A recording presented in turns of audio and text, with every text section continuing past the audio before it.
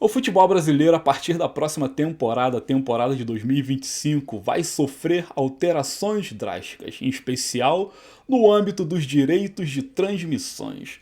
Todo mundo sabe que os clubes conseguiram recentemente, através do governo federal, o direito de negociar as suas próprias transmissões como bem quiserem. Desse modo, foram criadas duas ligas, de um lado a Libra, encabeçada pelo Flamengo e Corinthians, do outro lado a LFF, Liga Forte de Futebol, encabeçada por Atlético Mineiro, Fluminense, Atlético Paranaense, enfim.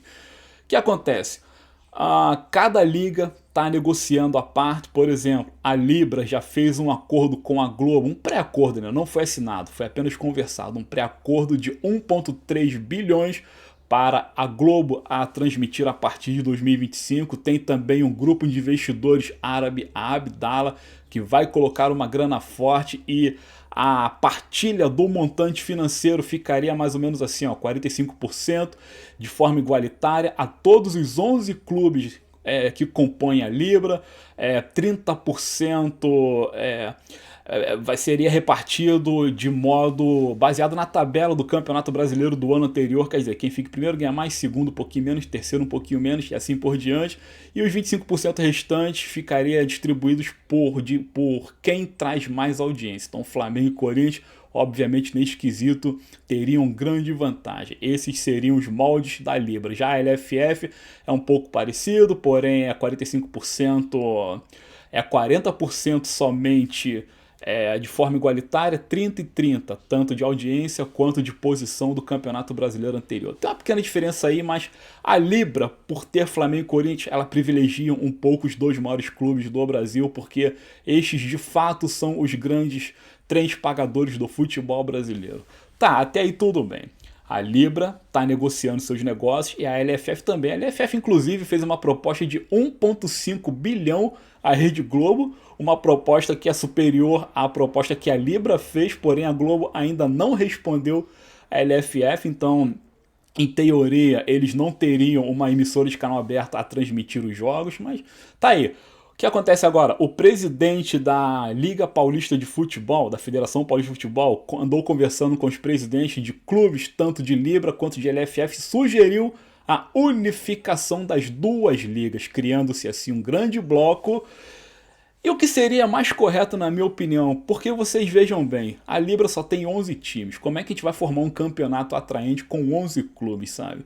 Do outro lado são 30 e tantos clubes. Então a LFF, embora conte com clube de Série B, até clube de Série C, são 32, e também não teria tanto interesse porque os grandes mesmo, o filiado do futebol brasileiro está na Libra. Vocês entendem o que eu quero dizer? Então o mais inteligente para todo mundo seria a unificação dessas duas ligas, criando um grande bloco, e assim fazendo a divisão de Série A, Série B e até mesmo Série C, e a grana que entraria disso tudo seria dividida ali das formas que os clubes melhor entendessem. Porém é o seguinte, caso isso aconteça, os maiores prejudicados obviamente seriam quem? Flamengo e Corinthians. Por quê? Porque, como eu disse, Flamengo e Corinthians já negociaram com a Globo, tem o grupo Abdala, tem as porcentagens de 45% para cá, 25% para lá, 30% para outro, enfim. Se essa unificação de fato ocorrer, Flamengo e Corinthians perderão grana no sentido de audiência. Por quê? Porque o montante seria partilhado para uns tantos outros clubes e a porcentagem seria diminuída. Então, Flamengo e Corinthians, que em teoria trariam toda a audiência para a competição, para as competições, passariam a ganhar menos dinheiro do que deveriam. Então, obviamente, isso vai causar discussão entre os cartolas, entre os dirigentes, mas tá todo mundo se movimentando e tentando encontrar o melhor caminho para que o futebol brasileiro, a partir de 2025, não morra, galera, porque essa que é a grande verdade. Eu não vejo um futuro saudável para o futebol brasileiro com essas duas ligas, cada uma puxando sardinha para um lado, outro para o outro, sabe? É uma repartição muito grande, são poucos clubes de um lado, são muitos clubes do outro lado, porém clubes que não tem tanta diferença assim em termos de interesse coletivo, sabe? Então vai ficar uma verdadeira zona. E outra, vamos supor, a Libra assina com a Globo, tá maneiro, os jogos serão transmitidos pela TV Globo e seus grupos de canais fechados. A LFF negocia, sei lá, com a SBT. Aí fica um jogo de um lado, um jogo luta emissora, vai ter aquela guerra de horário, vai ter um monte de coisas esdrúxulas acontecendo ao mesmo tempo. O que vai acontecer? Quem vai perder no final disso tudo será o torcedor brasileiro. Tá uma verdadeira bagunça, ninguém está se entendendo. Então vamos observar bem, porque no final de tudo o que não pode acontecer é o seguinte: Flamengo perder dinheiro, porque, como foi dito aqui, eu reafirmo, Flamengo é o grande pagador do futebol brasileiro. Vocês estão vendo aí, Flamengo, onde vai, leva a torcida. Ontem teve o treinamento aberto lá nos Estados Unidos, teve engarrafamento nos arredores do CT do Orlando City, coisa que nunca havia acontecido desde que o CT de lá foi inaugurado. Vou falar um pouquinho sobre isso mais pra frente do vídeo.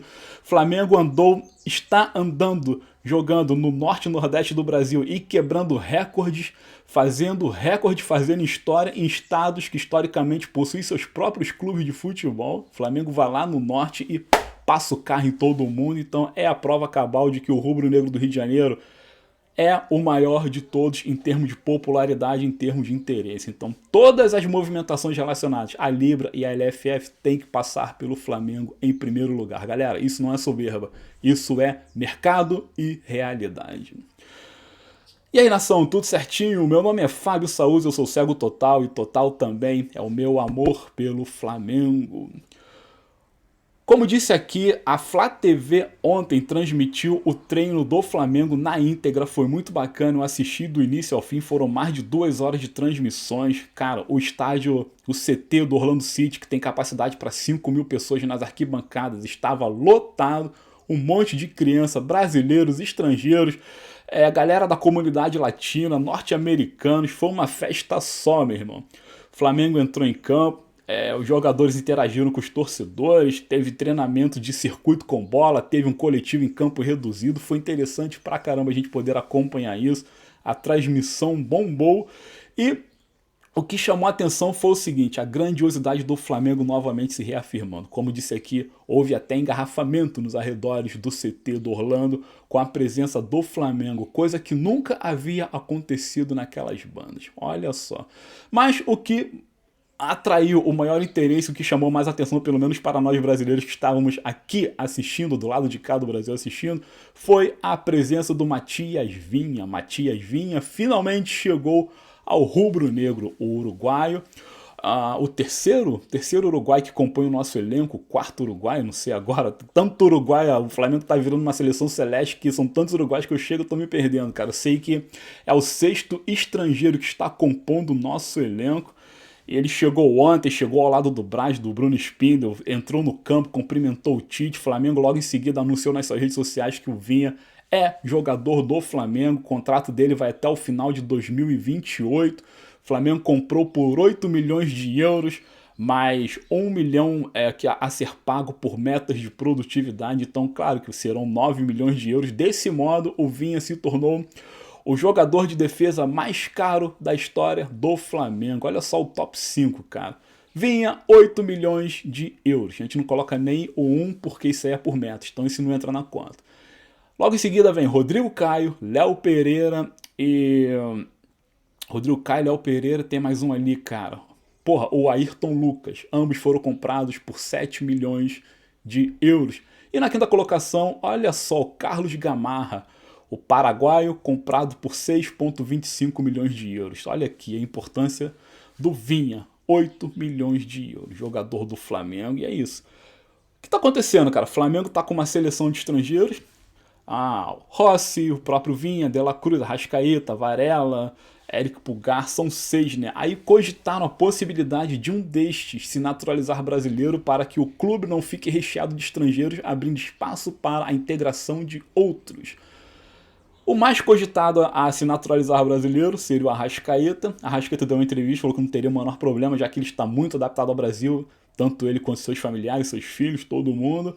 Mas não vai ter necessidade não, cara. Não vai ter necessidade porque um clube brasileiro, no início de 2023, conseguiu o direito de ter até 7 estrangeiros relacionados para uma partida de futebol. O Flamengo tem 6, então desse modo o Flamengo pode contratar mais um e selecionar os 7 para as partidas que não tem problema algum. Então Arrascaeta permanecerá uruguaio e permanecerá jogando pela seleção celeste. Seria muito bom a gente ver o Arrascaeta naturalizado brasileiro para poder sim vestir a camisa amarelinha. Mas isso não vai acontecer não pelo coração do Uruguai, e sim pela realidade dos fatos. O Flamengo tem 6 estrangeiros e pode anexar mais um. Vamos ver se o Flamengo vai buscar mais um gringão aí para poder enriquecer ainda mais o nosso já tão rico plantel. Galera, agora vamos partir para as notícias de mercado. Tem curiosidade, tem uma parada muito maneira para falar aqui.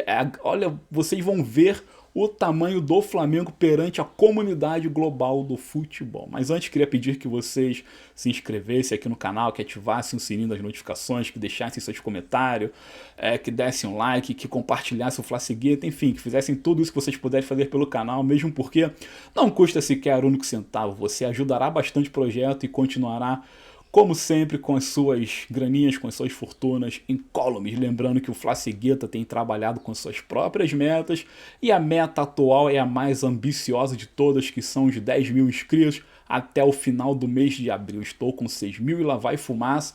Eu quero mais 3 mil pancada para poder chegar aos 10 mil e conto muito com o entendimento, a força, a colaboração de cada um de vocês. Portanto, se inscrevam, curtam, comentem, compartilhem, façam tudo aquilo que vocês puderem fazer e vamos que vamos.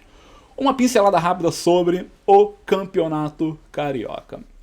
A terceira rodada aconteceu ontem, terminou ontem. Flamengo não entrou em campo porque seria um jogo com volta redonda. Este jogo foi adiado lá para fevereiro. Porque o Flamengo está em excursão e os outros moleques estão lá no norte, nordeste, enfim, estão jogando pro lado de lá. Então o jogo que aconteceria ontem foi adiado. O Flamengo não entrou em campo, desse modo despencou na tabela. Hoje o rubro-negro amanheceu na 7ª colocação, com o Vasco liderando a bagaça. O Vasco venceu ontem, enfim, o Vasco é o líder com 7 pontos, seguido pelo Nova Iguaçu e o Fluminense também com 7. Aí vem uma trinca de Botafogo, Portuguesa e Boa Vista, ambos com 6, e o Flamengo aparece na 7ª colocação com 4 pontos. Cara, o que eu tô falando isso?